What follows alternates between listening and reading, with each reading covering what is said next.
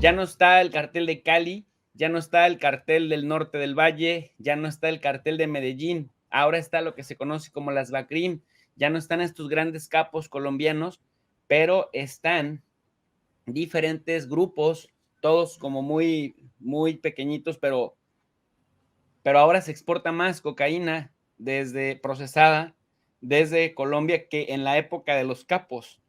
Aún así, Estados Unidos dice, no hay mejor aliado para Estados Unidos que Colombia. ¿De qué mala broma se trata, mi querido Hugo? Bueno, como le menciono, es un hoyo negro lo que está ocurriendo en Colombia y me remito a mis fuentes. Creo que hace un mes y medio aproximadamente tuvimos un programa especial hablando sobre algunos temas de América del Sur y yo le mencionaba que un contacto que trabaja cerca del Departamento de Estado de Estados Unidos me mencionaba de que para ellos el tema del narcotráfico, el tema de la cocaína es vital, es importante para que pueda fluir, pueda existir este dinamismo de capital que va y viene desde Estados Unidos, ¿no? Y que, porque yo le decía abiertamente a esta persona, le decía, ¿por qué ustedes no permiten en todo caso que el narcotráfico sea, o que las drogas, ciertas drogas sean legales en América del Sur, tal como son también legales en Estados Unidos? Recordemos que casi todos los estados de la Unión de Estados Unidos, de la Unión Americana, como ellos lo mencionan, tienen ya legalizada la marihuana o el CBD o muchos de estos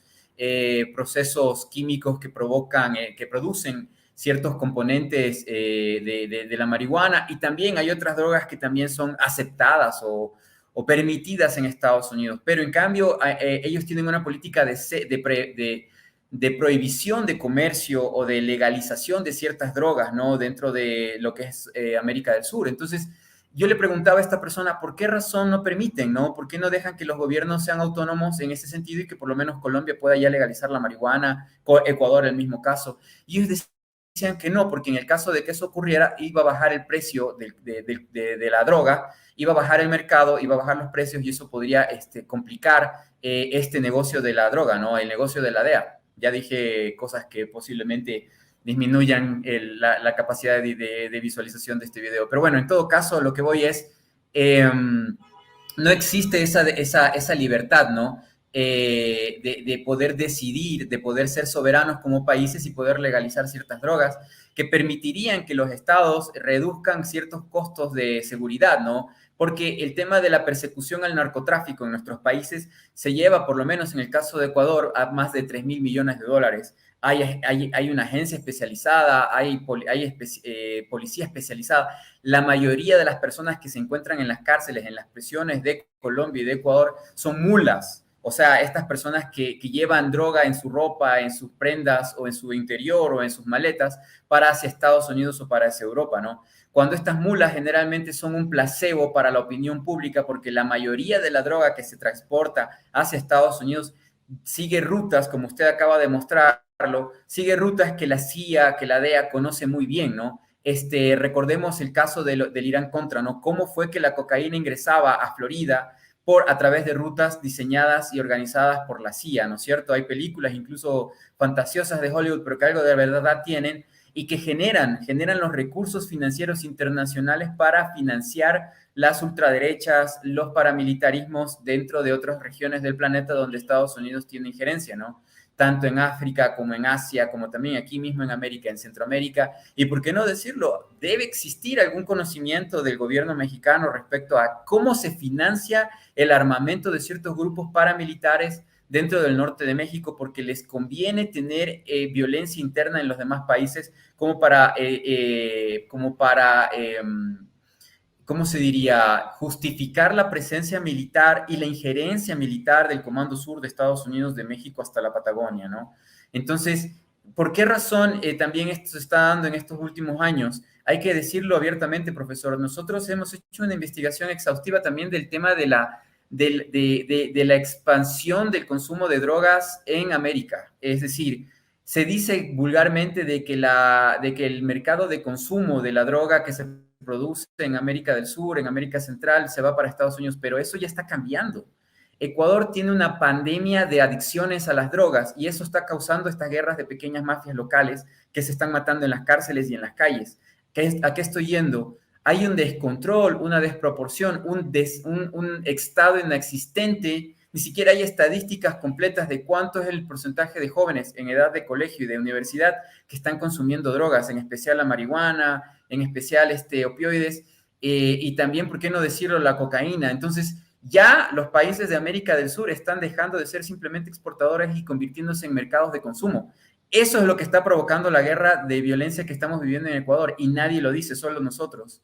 Y en el caso de Estados Unidos, ellos están viendo que estos más de 200 millones de personas que solo habitan desde el Istmo de Panamá hasta la Patagonia son un mercado potencial de consumo y de esclavitud con este tema de las drogas. Recordemos lo que hizo el Reino Unido o Inglaterra con la China imperial cuando se dio la guerra del opio, ¿no? Los volvieron adictos absolutamente a una gran cantidad de chinos, y luego cuando China decidió quemar, destruir los embrios de amapola que provocaba, o sea, de donde se producía el opio, el Reino Unido envió toda su flota de navíos para bombardear las principales ciudades de China. Se le hizo un bloqueo a China, se le quitó varias islas, entre ellas Hong Kong, por la guerra del opio, ¿no? ¿Por qué? Porque los anglosajones, entre sus grandes negocios financieros, también inventaron algo que se llaman los paraísos fiscales. Y a esos paraísos fiscales es donde va toda la riqueza provocada de la producción y también del narcotráfico.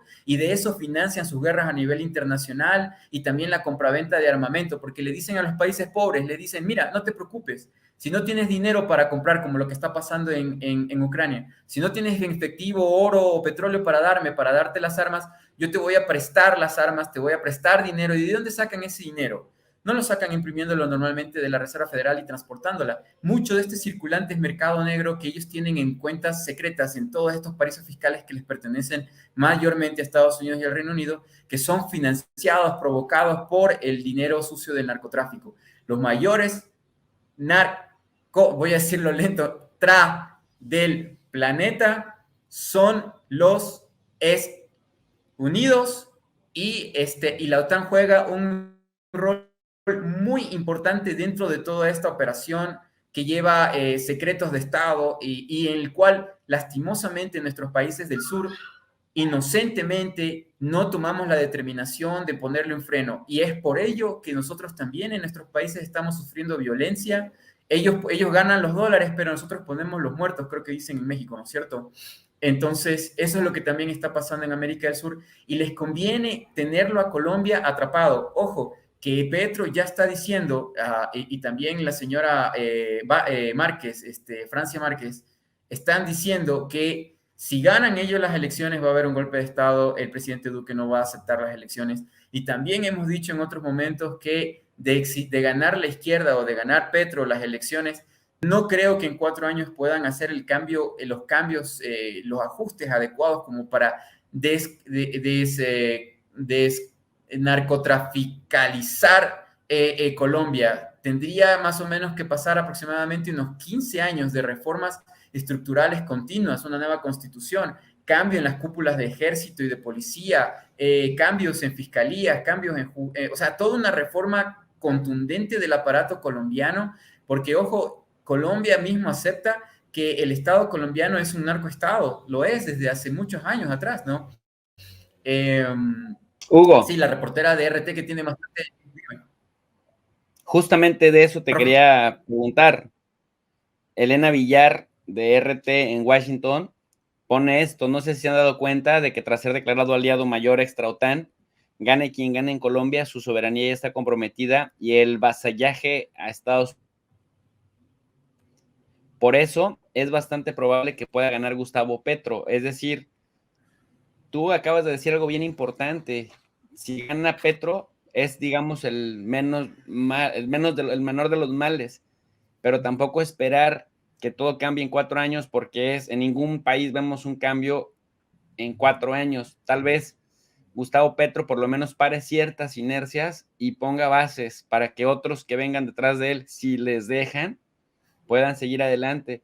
Pero el tema de la relación con la OTAN, ¿crees que ya está blindado para Estados Unidos?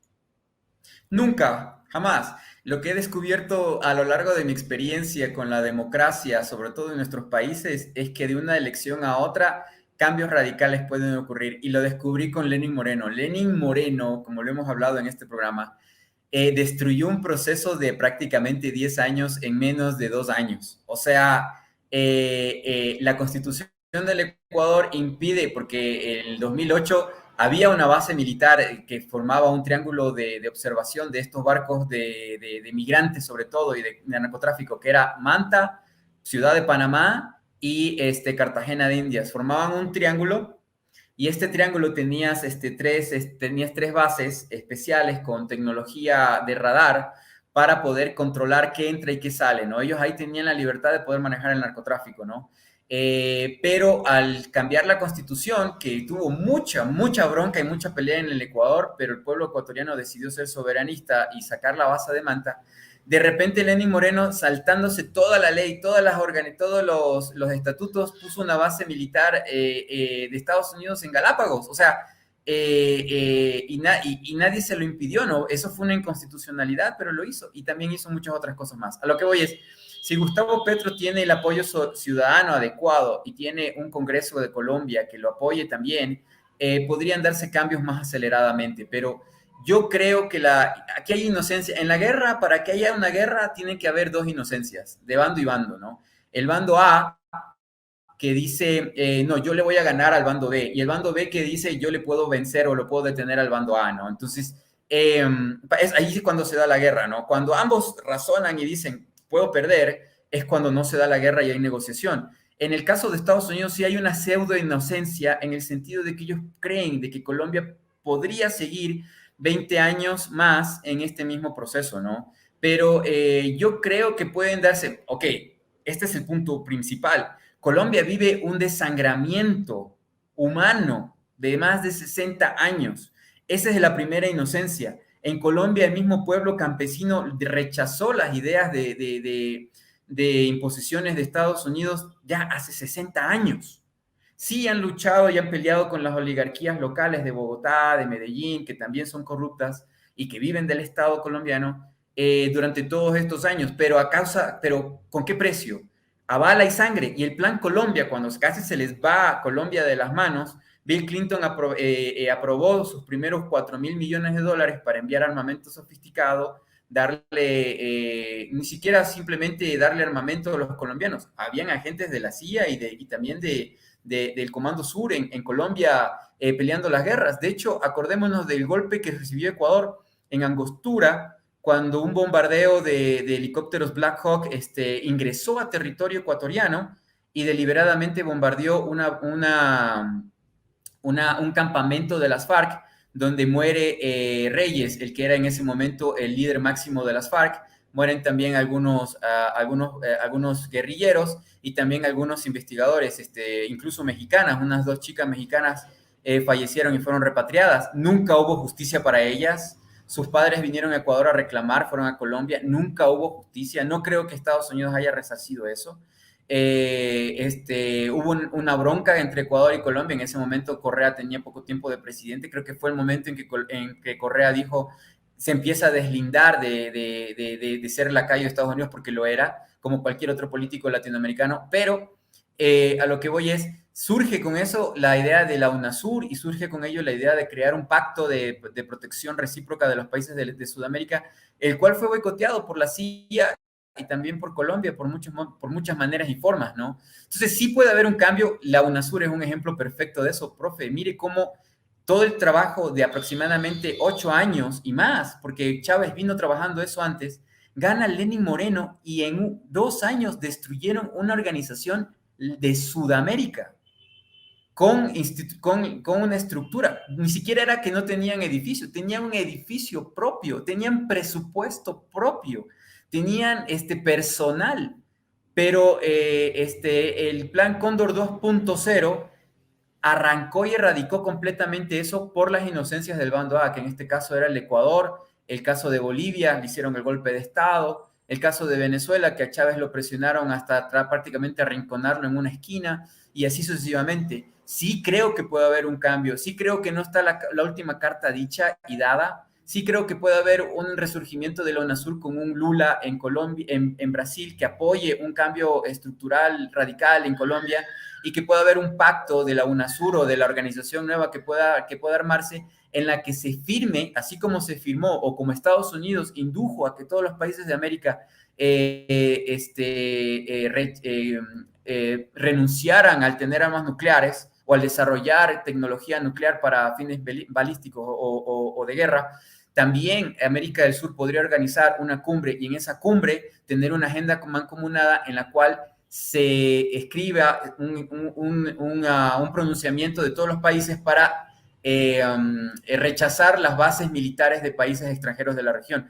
Ese sería el paso que en este momento estoy dando como estrategia para que todos los países de América del Sur, definitivamente chiquitos y grandes, puedan tener algo de libertad y soberanía. Es decir, un documento en conjunto de todos los países del sur en el cual se determine libre de bases militares extranjeras de la región en el subcontinente. Eso sería una presión tenaz para la OTAN o para el gobierno de Estados Unidos, porque recordemos y Sí. pensemos que la OTAN no le sirve a los países europeos Colombia, no tiene ningún sentido.